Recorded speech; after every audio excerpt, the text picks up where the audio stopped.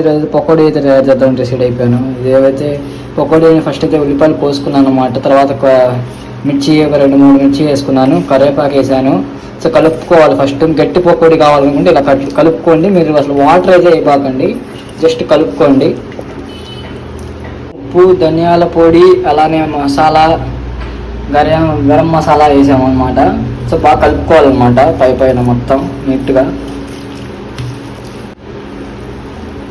మీరైతే చుక్క నీళ్లు పోయాల్సిన అవసరం లేదు, నీళ్ళు అయితే అసలు పోయిపోకండి.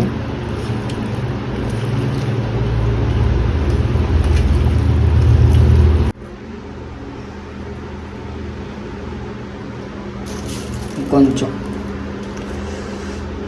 కలుపుకుంటే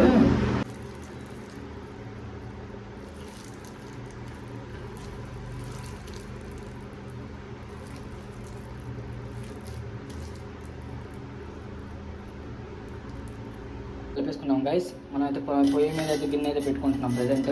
చూడండి,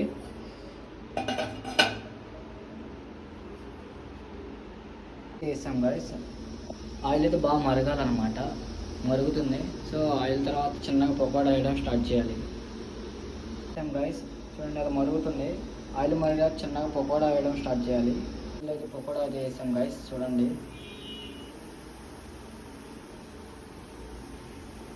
గట్టిగా అయితే పకోడా అయితే గట్టిగా తయారైపోయింది చూడండి.